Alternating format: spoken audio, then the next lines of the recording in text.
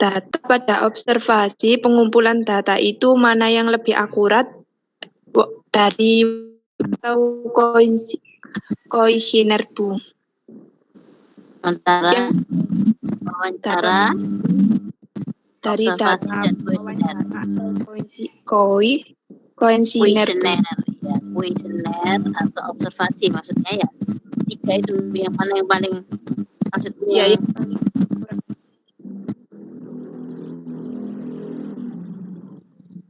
Baik, silakan dijawab dulu.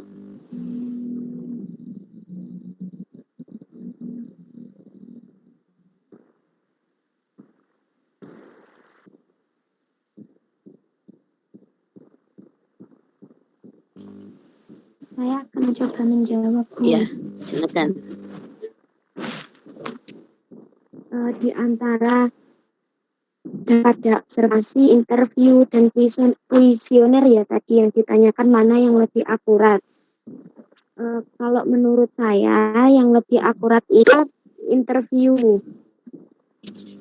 Dikarenakan kita kan kalau melakukan interview itu kan secara secara langsung. Jadi data yang kita dapat itu lebih akurat seperti itu. Kalau kita gunakan kuesioner itu kita kan dapat gimana ya? Dapat memalsukan data kita seperti itu loh. Kita kayak ada seperti yang dijelaskan pada kelompok sebelumnya, dalam kekurangan kuesioner itu nantinya kita akan terkadang salah memencet apa yang akan kita pilih seperti itu. Jadi akan mengakibatkan tidak keakuratan dalam metode ini antara observasi, interview, dan kuesioner seperti itu. Mungkin dari teman-teman yang lain bisa menambahi atau itu dari wawancara. mungkin dari Mbak Zeni.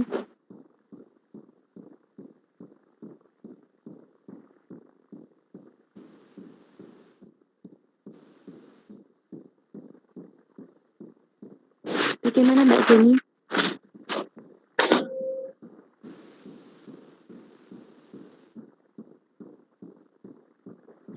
Ya, Mbak R, berarti data yang paling akurat itu dari wawancara daripada kuesioner. Kuesioner itu menurut saya seperti itu sih Mbak. Soalnya ya itu tadi, kalau kuesioner itu kan kekurangannya mungkin nanti ada kesalahan seperti itu. Baik Mbak R, terima kasih atas jawabannya. Sama-sama. Mungkin dari teman-teman yang lain Ada pertanyaan juga lagi dari kelompok 2 atau dari kelompok yang lain?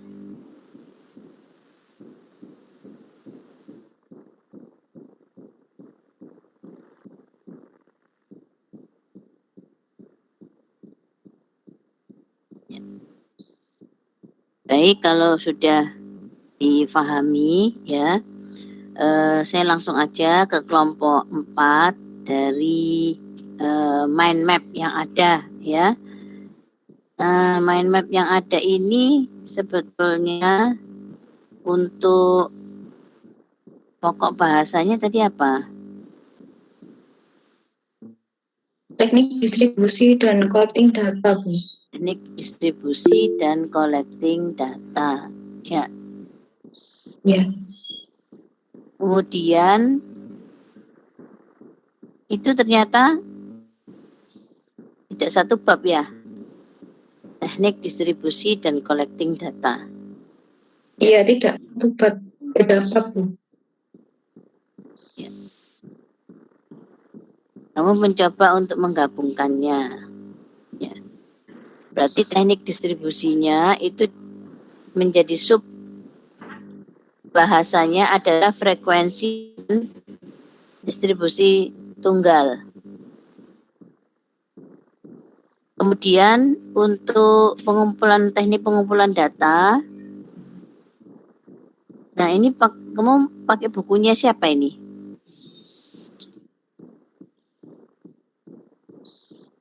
Menggunakan bukunya siapa? ada dokumen, ada triangulasi muncul.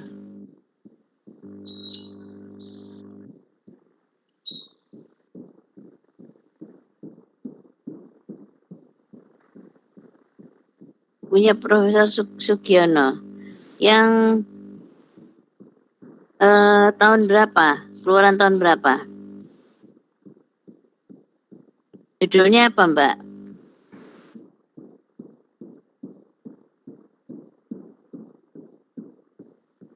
Judul atasnya metode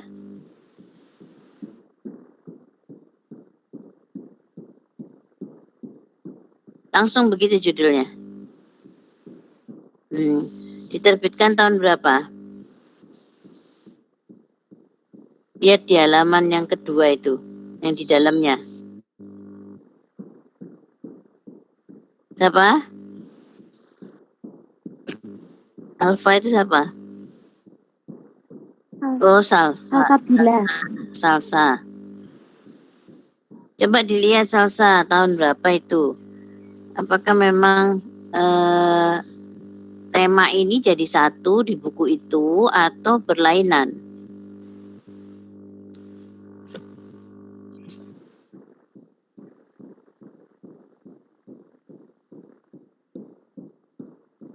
Kok kayaknya? Bacanya gimana?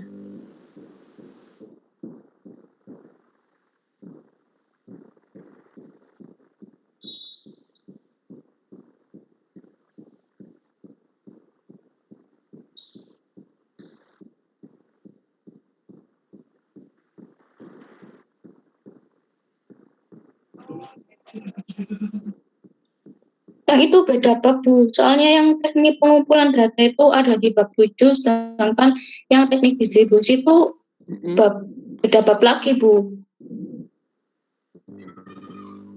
Ya, itu yang dimaksud itu sebenarnya yang di bab 7 itu. Ini Bu, bukunya Bu. Kenapa? Bukunya ini yang Ya, saya share screen. betul itu bukunya. Ya, bab.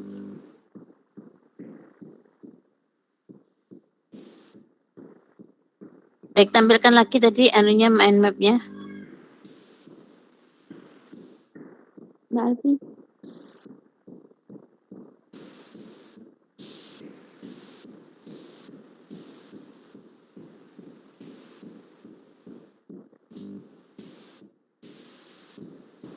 Sudah terlihat, Bu. Belum.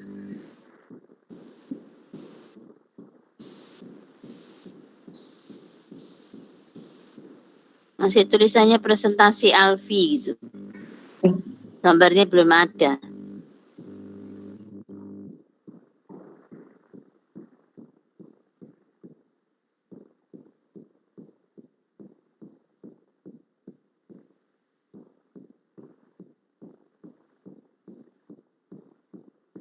Baik, kalau untuk teknik pengumpulan data, ya teknik pengumpulan sudah.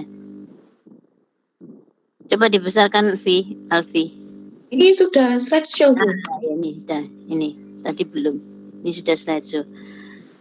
Ya, untuk teknik pengumpulan data atau collecting data itu kita peroleh dari interview atau wawancara yang pertama, yang kedua melalui kuesioner, ya, yang ketiga melalui observasi. Ya. Itu kalau yang seperti triangulasi, yang keempat bisa dokumen, ya, dokumen itu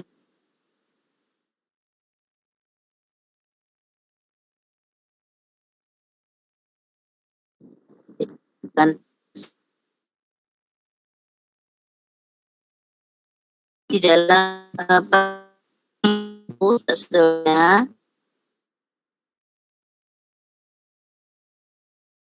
untuk melihat itu instrumen yang dipakai. Jadi alat ukur yang dipakai di dalam penelitian itu apa? Ya. Jadi kalau alat ukurnya itu sesuai, nah berarti bagus penelitiannya. Kalau misalkan saudara itu sasarannya sebetulnya mau membunuh nyamuk, tapi pakai senapannya, misalkan pakai senapannya tentara itu. Nah, itu kan terlalu besar alatnya. Ya, begitu juga sebaliknya. Kamu mau misalkan menembak gajah yang besar, kamu pakai jarum pentul, ya enggak bisa, ya. Nah, itu artinya kualitas dari instrumen, ya, kualitas alat ukurnya. Kemudian selain kualitas instrumen, ya, yang dikatakan penelitian itu baik adalah kualitas pengumpulan datanya, teknik collecting datanya tadi ini. Tadi bisa melalui wawancara, melalui angket atau kuesioner, kemudian observasi dan dokumen, ya.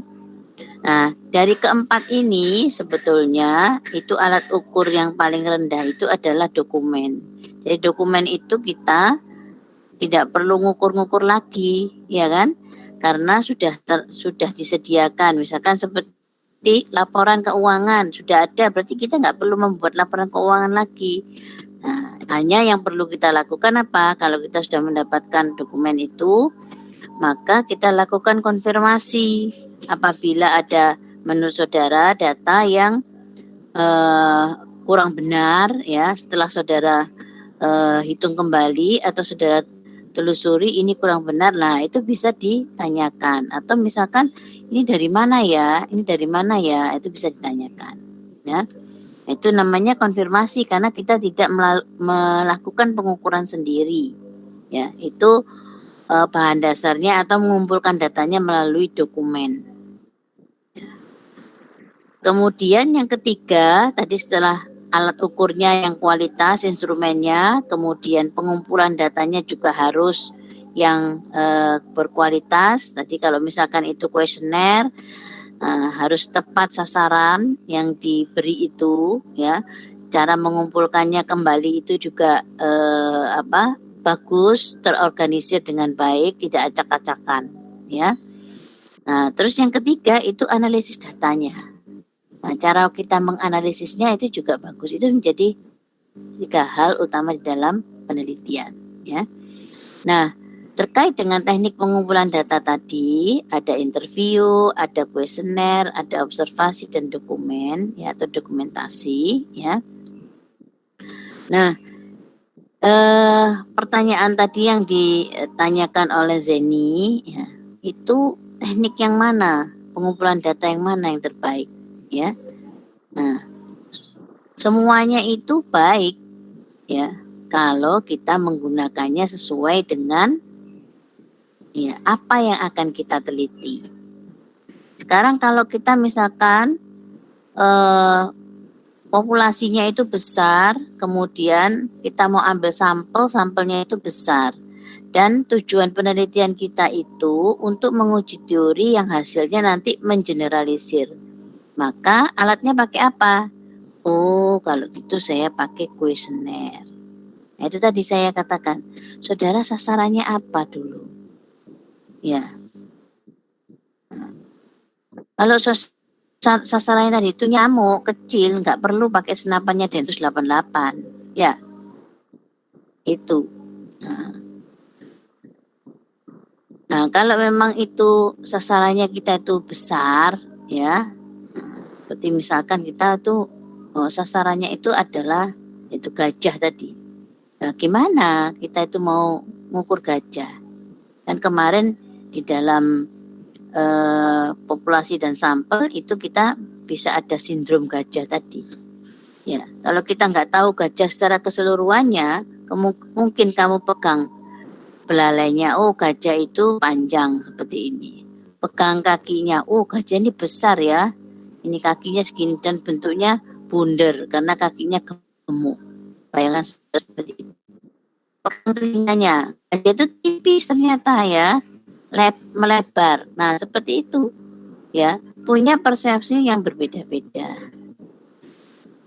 Itu tadi kalau kita menggunakan kuesioner, maka kuesioner itu harus bisa mewakili sesuatu yang dia tidak bisa lihat, tetapi kita sudah mewakilinya di dalam pertanyaan-pertanyaan itu. Ya. Nah, kenapa saya katakan itu semua bagus tergantung dari apa penelitian kita. Kalau tadi itu kita mau jumlah respondennya itu cukup banyak, kemudian itu mengeneralisir, menguji teori, ya kuesioner, ya.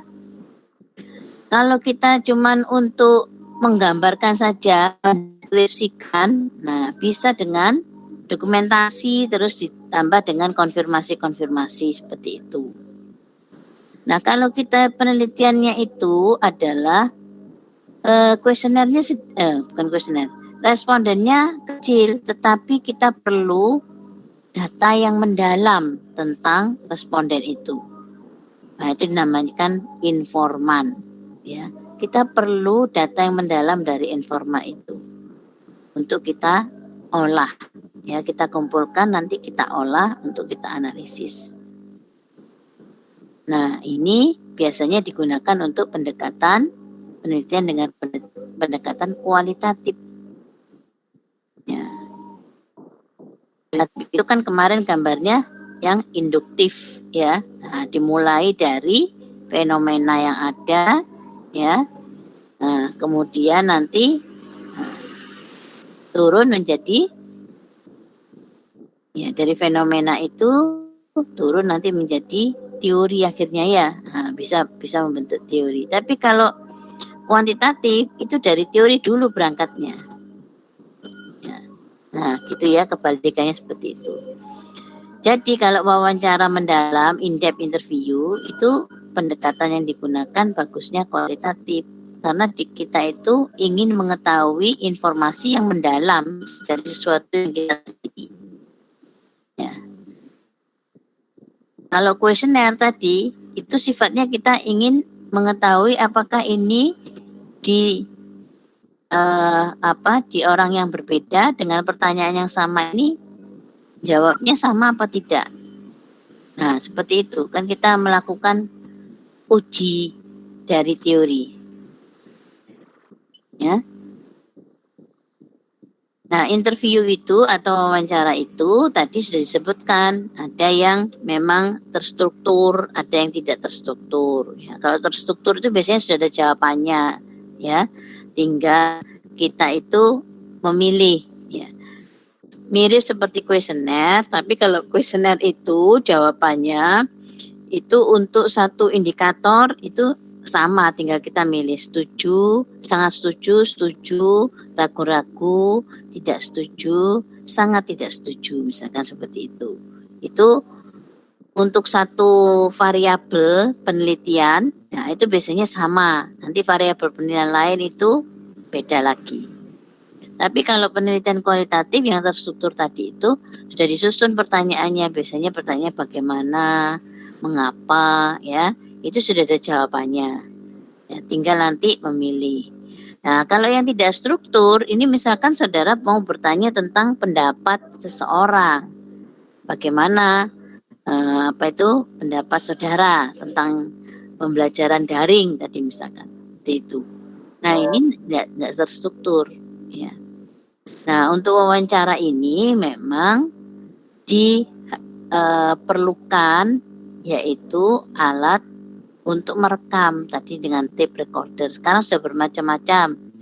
Ada yang bentuknya seperti pena, ya. Nah, pen cam. Nah, penanya itu kalau dibuka ujungnya seperti flash disk itu, ya. Nah, situ ada alat perekamnya. Jadi bentuknya kayak pena. Jadi pada waktu kita mengunjungi informan itu, kan ada informan itu yang kadang-kadang tidak senang kalau itu direkam. Tapi dengan pena begitu, dia tidak merasa seperti direkam. Nah, seperti itu. Nah, itu nanti bisa langsung hasil rekamannya masukkan di flash disk, kita bisa edit di situ. Ya, juga sudah ada gambarnya. ya, karena itu ada kameranya, ya.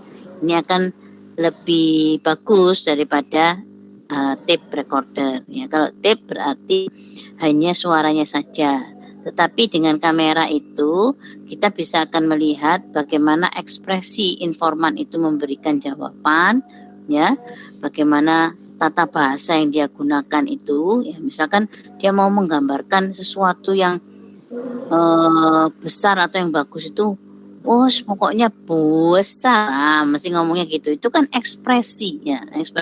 Berarti ini sesuatu yang besar sekali, ya, yang bagus, ya, seperti itu, ya. Nah, tetapi kalau kita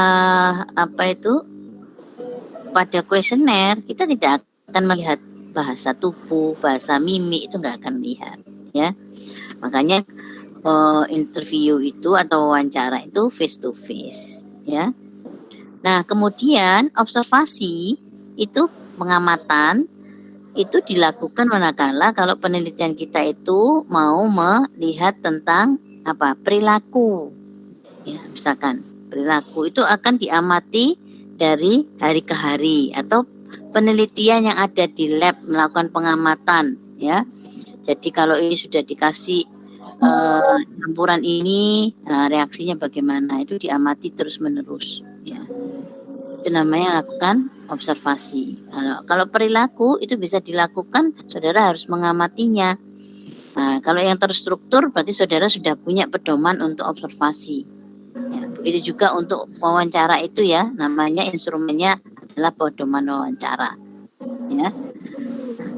Kemudian observasi itu ada yang dia tadi partisipan, ada yang non partisipan. Jadi kalau yang partisipan itu memang dia kerja di situ, ya, misalkan, ya, berada sehari-hari di lingkungannya itu. Jadi dia akan mengetahui banyak, ya.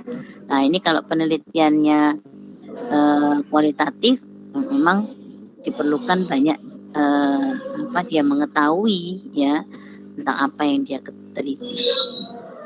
Nah, jadi sudah observasi. Kalau kuesioner tadi sudah banyak diterangkan oleh kelompok 3, ya, dokumentasi jadi terakhir. Nah, triangulasi itu ada kaitannya dengan wawancara tadi. Jadi, ya, triangulasi itu adalah sebetulnya keabsahan data yang dipakai untuk melihat mengukur keabsahan data yang dikumpulkan melalui tadi ada wawancara, ada observasi, ya, ada dokumentasi, ya. Triangulasi ini adalah teknik untuk melihat keabsahan datanya itu untuk penelitian yang kualitatif, ya. Jadi kalau misalkan yang kuantitatif tadi kan sudah ada uji validitas, reliabilitas. Nah, kalau di kualitatif namanya triangulasi. Triangulasi itu bahasa kita itu seperti cross check, check and recheck. Nah, seperti itu, ya.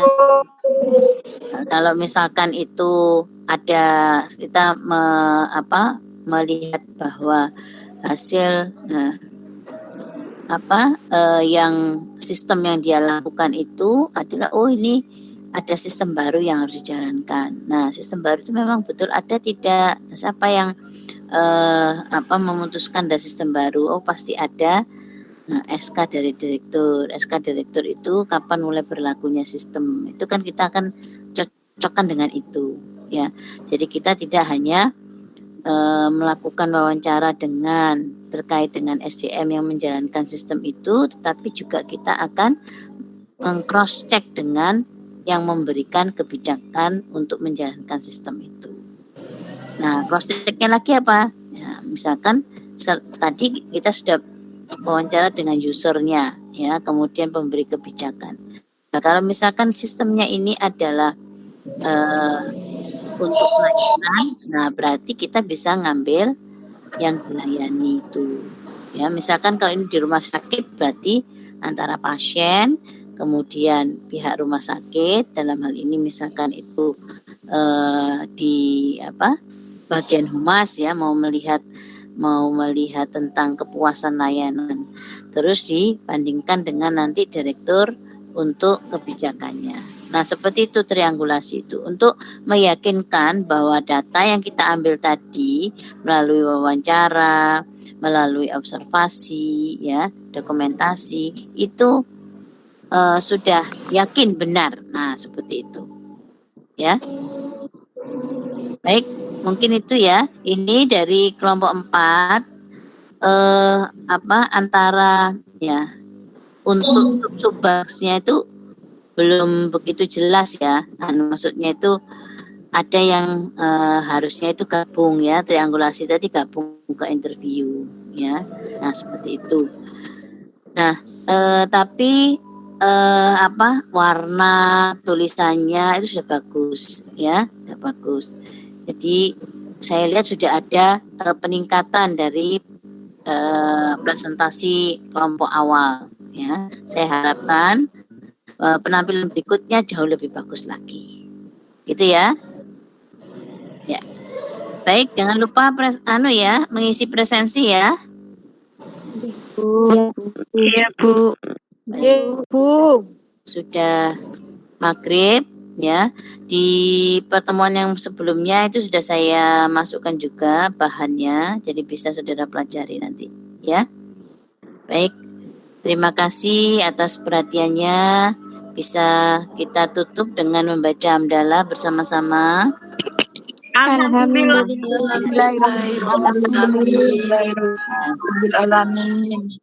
Terima kasih ya. Di Tuban sudah maghrib?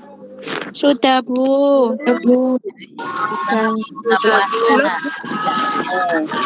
Assalamualaikum. Saya Anis dulu ya. Waalaikumsalam warahmatullahi wabarakatuh.